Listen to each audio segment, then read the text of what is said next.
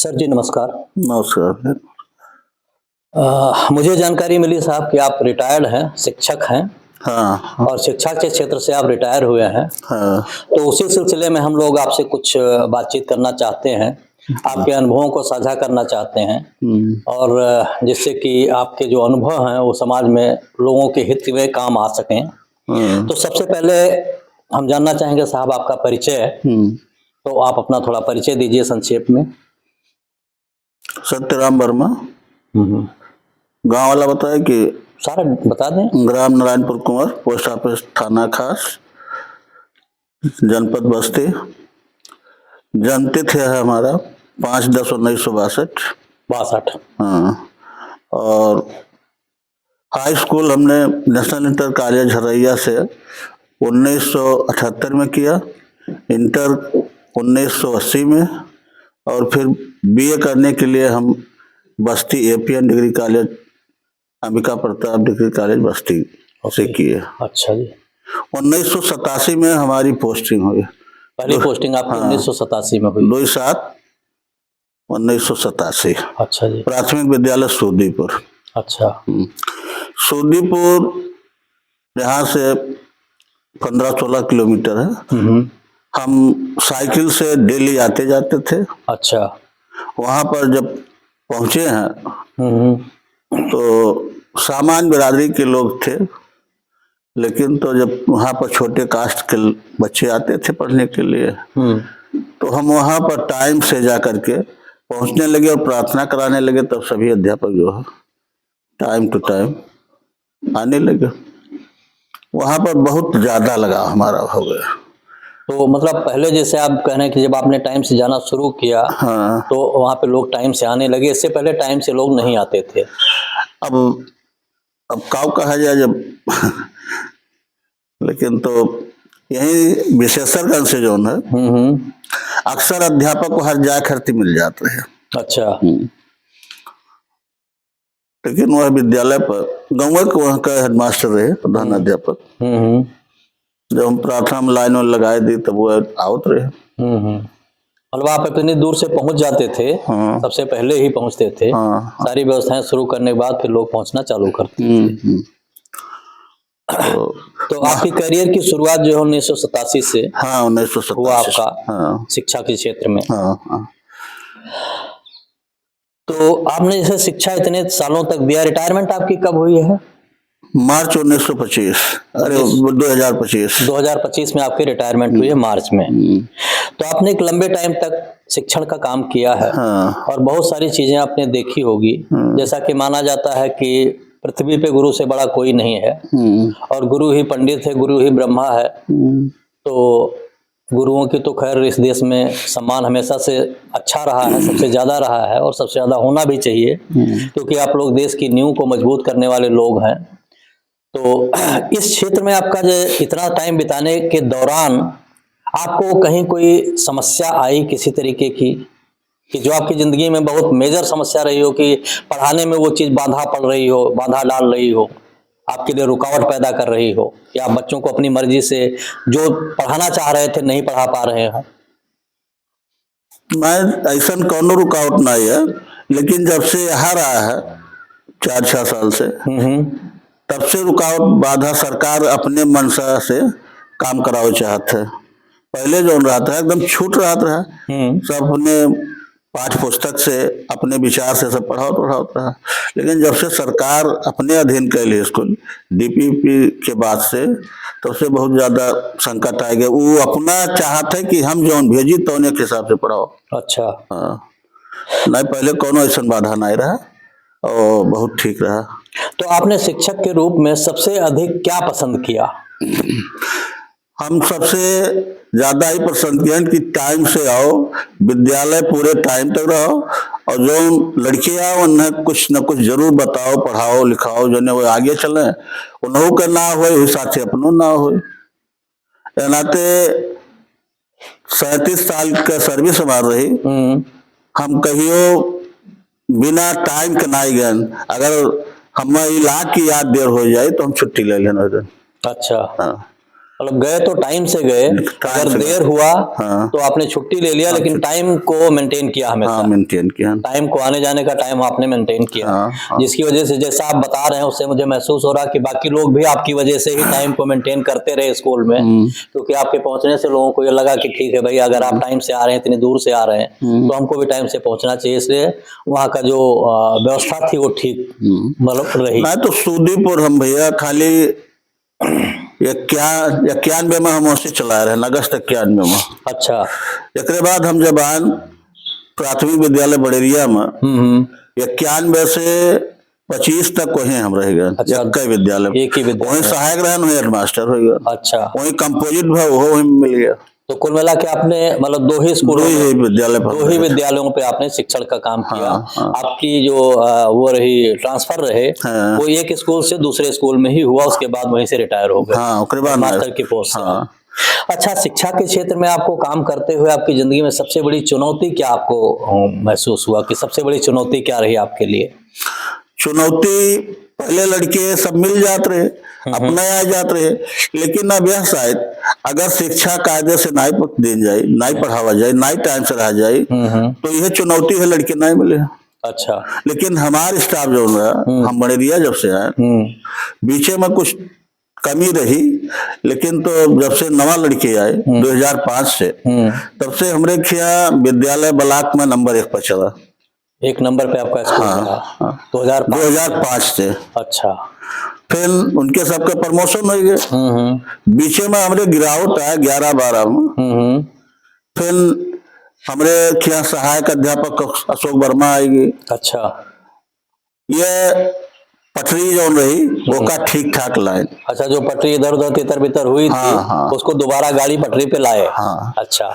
कहा कि बीचे में हम खाली सिंगल अध्यापक हो गए। अच्छा। हेडमास्टर जो हमारे रिटायर हुए, तो 2005 तक हम सिंगल रहन। अच्छा। एक शिक्षा मित्र का नियुक्ति है, एक अध्यापक गांव खम के रहन, वो पढ़ाओ था साथ। अच्छा। तो लेकिन हमारा श्यामपट जो है 5 दर्जा का अलग अलग लागत रहा। अच्छा।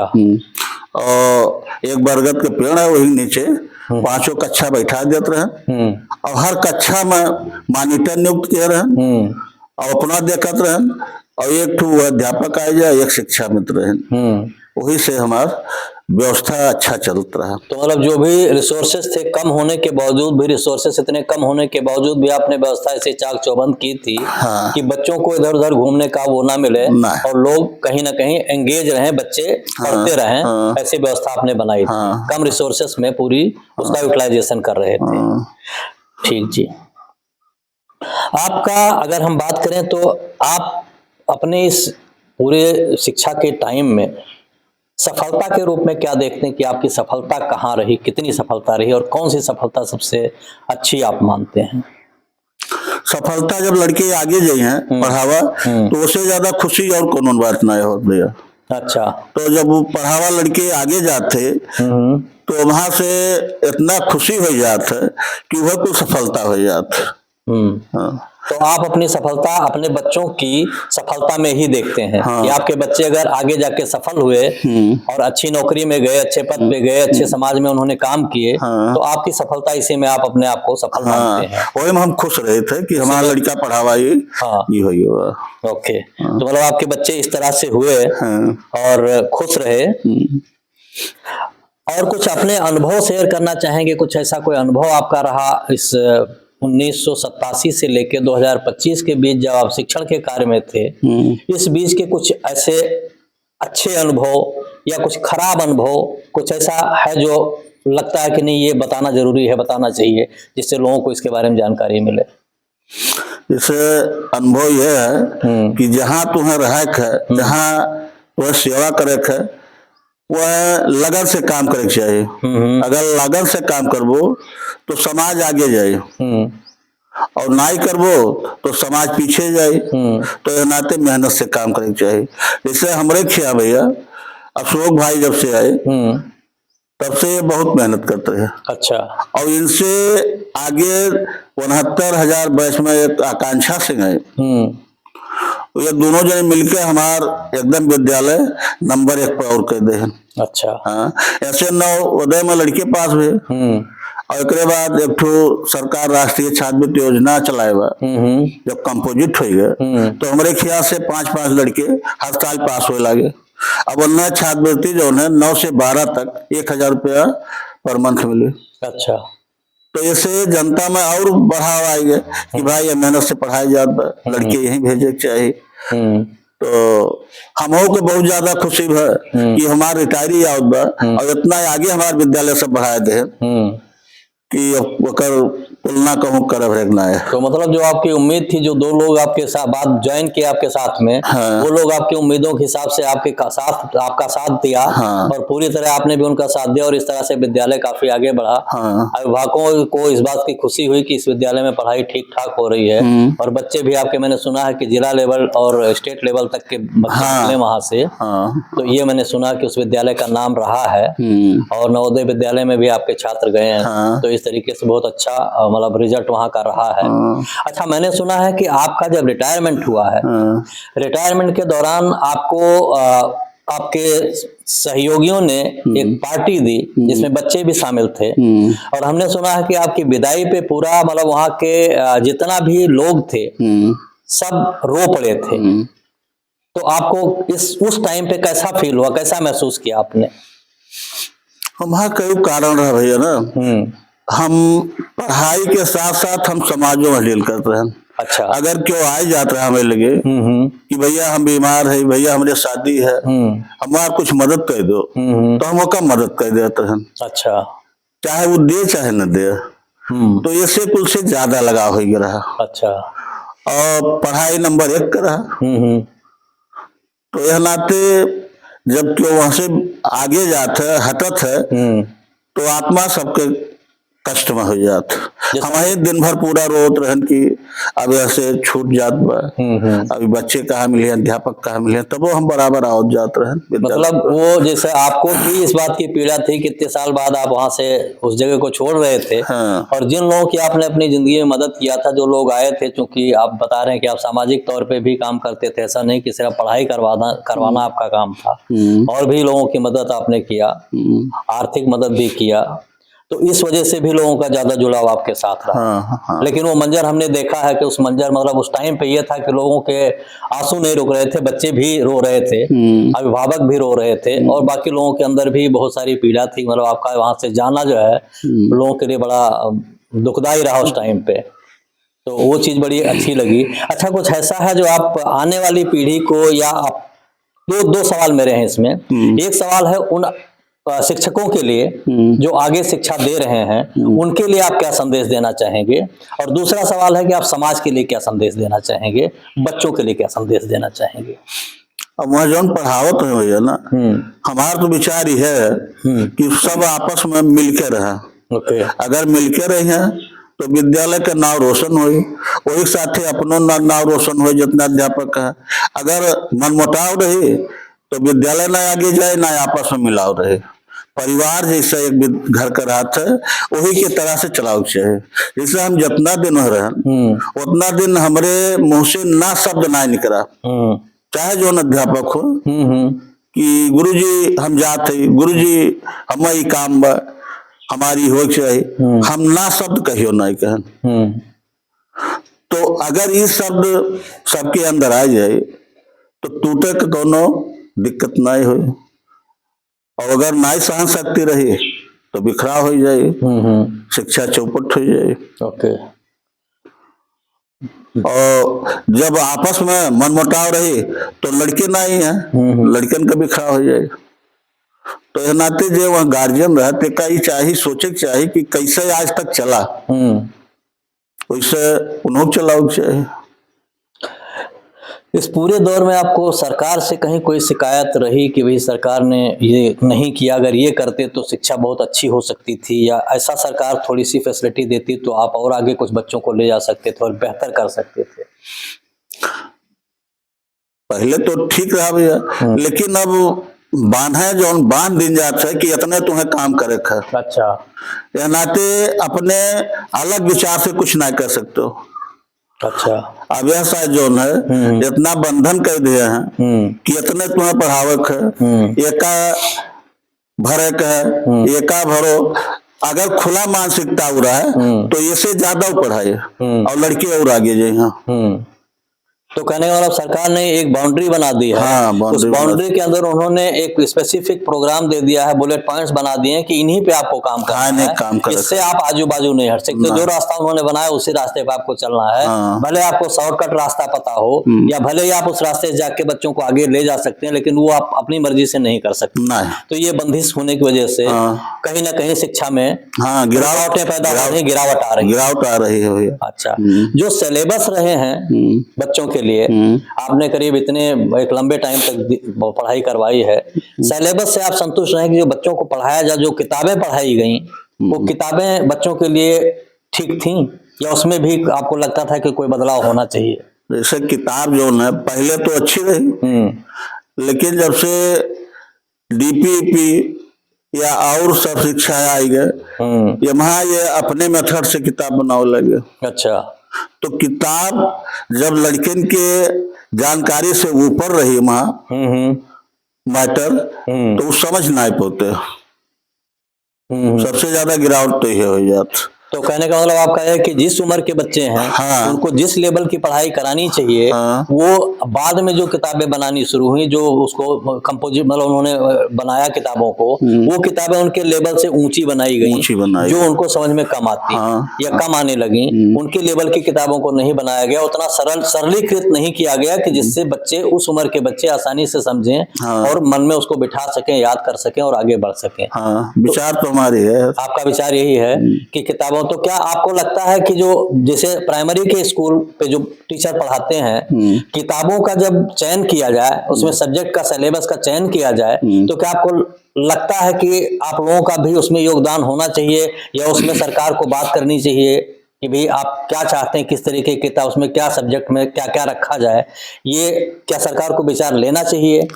सरकार का विचार लेना चाहिए, सुझाव लेना चाहिए, वही ये स्तर पर कौन में पाठ्यक्रम रखा जाए। हाँ, तब वो आगे लड़कन के समझ में आए। अब तो वहीं से थोप दे, वो एका पढ़ावक है, तो अध्यापक नौकरी की है का, तो भाई कुछ ना कुछ तो पूरे करी। बिल्कुल सही बात है, चाहे उनके दिमाग में बैठे चाहे ना बैठे, लेकिन उनका सरल, जितना सरल रहा उतना सरल बनाना चाहिए। तो आपको क्या लगता है, जैसे दिल्ली में या जहाँ भी शिक्षा की चीजें बनाई जाती हैं या किताबों का वो डिजाइन किया जाता है, पाठ्यक्रम तैयार किया जाता है, वो जहाँ से लोग बैठ के तैयार करते हैं, क्या उनको मालूम है कि कौन कौन सी जगहों पे किताबें पढ़ाई जाएंगी और वहाँ का क्या माहौल है, उस माहौल के हिसाब से क्या वो सूटेबल हो सकती हैं? अब वहां से जब विचार यहाँ से लीन जाए ग्रामीण अंचल से, प्राइमरी से, तब वो अपन विचार सब दे कि हाँ यह मेथड से बनावा जाए। अब हम बैठ के अपन चाहे जो बना दे वो है सबका झलक। अच्छा, तो ये तो एक तरीके से थोपना हुआ, थोपना आपके ऊपर उन्होंने थोप दिया। आपके एरिया में क्या पढ़ाना है? जैसे एक चीज है कि मतलब मान लिया कि एक उदाहरण के लिए हम बात करें कि जहाँ धान की खेती हो रही है वहाँ गेहूं की खेती की पढ़ाई कराई जाए। जहाँ कभी जिंदगी में गेहूं नहीं उगाना है तो उसका इस्तेमाल तो कोई होना नहीं है, और बच्चों को चावल की खेती का पता ही नहीं क्योंकि सब्जेक्ट में ही नहीं है। तो इस तरीके की बात हुई। तो आपका कहना है कि अगर शिक्षकों से सलाह ली जाए तो पढ़ाई की गुणवत्ता और बढ़ सकती है, और बढ़ जाए, और अच्छी किताबें आ सकती हैं बच्चों के समझने वाली। पहले अंग्रेजी किताब आउत रही, संस्कृत की किताब आउत रही, वहां हिंदी लिखा रहता है। अच्छा, अब हिंदी लिख नव्वे ना है, मीनिंग भले दे दे, एक बाद और हिंदी के नाम ना है, 4 5 3 में सब वैसे पूरा अंग्रेजी है। अच्छा, जब वह समझी नहीं पाओ थे तो का पढ़िया उससे हिंदी से मिला के पढ़ लेते रहे। दोनों का जो उसमें जो वो ट्रांसलेशन रहता था, तो ट्रांसलेशन से उनको काफी हेल्प मिल जाती थी कि अंग्रेजी को हिंदी से समझ लें, संस्कृत को हिंदी से समझ लें, तो थोड़ा सा आसान हो जाता था। अब सिर्फ अंग्रेजी, चूंकि अंग्रेजी इतना पढ़े नहीं है, वो नहीं जानते हैं, तो अंग्रेजी पढ़ ही नहीं पा रहे हैं, तो समझने की बात ही दूर हो गई। मेन कारण ये है भैया कि प्राइमरी स्तर पर ग्रामीण से आवत है सब, उनके पिताजी माताजी पढ़े न है, तो वह घरे कैसे पूछे कि का हो लिखा बा, कैसे दिन बा, काव करी, जो स्कूल में पढ़ाई गए हो उतना उनके लगे रह जाते, और वो इतना गिरावट हो जाता है कि मातो पिता कहूँ पिया गौन पड़ गए तो एक हफ्ता नागा कह देते, छुट्टी करवा नहीं जाती। तो जो पढ़ाई जात बा ओका छूट जात। तो समस्या इहो है गार्जियनों को पर ज्यादा वो जो मानते सिंह जाए ओका झाड़ पोछ कर भेज दे उनका पूछिए का दिन बा। लेकिन जो प्राइमरी स्तर पर है इनका क्यों 75 ना है कि नहान हो कि नहीं नहान हो बस्ता ले लें चल दें पहुंच गए। तो कहने का मतलब प्राइमरी स्तर के जो अभिभावक हैं वो भी शिक्षा को उतना सीरियसली नहीं ले रहे हैं, नहीं लेते और ना उस तरीके से वो मान रहे हैं कि बच्चे की छुट्टी करवा देने से क्या नुकसान होने वाला है, उसको कौन दोबारा पढ़ाएगा। अभिभावक उतने पढ़े लिखे हैं नहीं, और अगर वो छुट्टी कर गया स्कूल में गया नहीं तो उस बीच में जो पढ़ाया गया तो उसके लिए एक काला पन्ना हो गया, उसको तो समझ भी नहीं पाएगा। सबसे ज्यादा समस्या ये है, सबसे बड़ी समस्या है कि ये भी है प्राइमरी, ये चैलेंज है मतलब टीचरों के लिए भी है और बच्चों के लिए भी है। टीचर के लिए सबसे ज्यादा टीचर के लिए सबसे ज्यादा समस्या ये है कि उसको क्षतिपूर्ति कैसे करें, बैकलॉग को कैसे पूरा करें। जैसे आप जब हम रहन कार्यरत तो अशोक बाबू जब पूछे ओकरे महतारी से कि काहे अपना दिल ले जाते हो, तो वो कहा कि हमारा लड़का हो हमारे एक लड़का बा तो हमका छोड़ के नहीं जा। अब वो नहीं जानते कि हाँ शिक्षा कितना अच्छी चीज है, कितना इम्पोर्टेंट है उसकी जिंदगी में। उसको रिश्तेदारी में ले जाने से ज्यादा जरूरी है उसको स्कूल में भेजना, लेकिन वो इस पे कि भी मेरा लड़का है मैं लेके जा रहा हूँ। देश के नाम कुछ आप कोई संदेश देना चाहेंगे? समस्या बहुत ज्यादा है प्राइमरी स्तर पर, कहा कि अभिभावक निरक्षर है यह नाते समस्या है, और जहाँ साक्षर है तहाँ हमें बहुत एडवांस है। और वह अच्छे विद्यालय में जाते अब अच्छा विद्यालय हमारे जो प्राइमरी गए बाद कंपोजिट विद्यालय बढ़ रिया हम तो देखते है कि उतना अच्छी पढ़ाई कहूँ होबे नहीं करते। अच्छा हाँ हम यहाँ 4-6 विद्यालय का कई विद्यालय देखते उतना विद्यालय पढ़ाई कहूँ नहीं होते हैं। और जितना विदाई हमारे सब कह दे हमारे विद्यालय वहाँ मेन चीज अशोक वर्मा और आकांक्षा सिंह। अच्छा आकांक्षा सिंह तो कहीं अगर क्यों ना करी तो हम अकेले विदाई करब, और पूरे प्रदेश में ऐसा विदाई के हो नहीं। वो देखने में हमें सुनने में आया था, आपसे मुलाकात करने की हमारी बहुत चाहत थी कि आपसे मुलाकात किया जाए, क्योंकि वो रोमांचक मंजर जो था वो हमने भी देखा था कहीं ना कहीं, तो इसलिए हमारी मतलब दिली इच्छा थी कि आपसे मुलाकात की जाए, आपसे बात की जाए, क्योंकि आपने ऐसा कुछ वहां तो जरूर किया होगा जिसके पीछे इतना लोगों की मतलब अंदर से आत्मा से जिन लोगों ने रोया है वो चीज देखने लायक थी। तो मेरा आखिरी सवाल सर आपसे है कि देश के नाम कुछ कहना चाहेंगे कि देश के, राजनीतिक सवाल मैं आपसे नहीं पूछना चाह रहा हूँ कि राजनीति पे नहीं आना चाहते, क्योंकि आप लोग अध्यापक हैं और अध्यापक को हम राजनीति में नहीं घसीटना चाहते हैं। तो देश के नाम कोई संदेश देना चाहेंगे आप? अब देश के नाम यह है कि अपन समाज जो है अपन जनता अगर पढ़ी लिखी रही अच्छी रही तो देश आगे जाए, अगर पढ़ी लिखी नहीं रही तो अंधकार में हो जाए। तो कहने का मतलब कि देश के नाम आप यही कहना चाह रहे हैं कि राजनीति में बैठे हुए लोग जो हैं सबको शिक्षा का पूरी तरह शिक्षा का अधिकार दिया जाए और सबको पढ़ाने की पूरी व्यवस्था की जाए। ये है तो देश आगे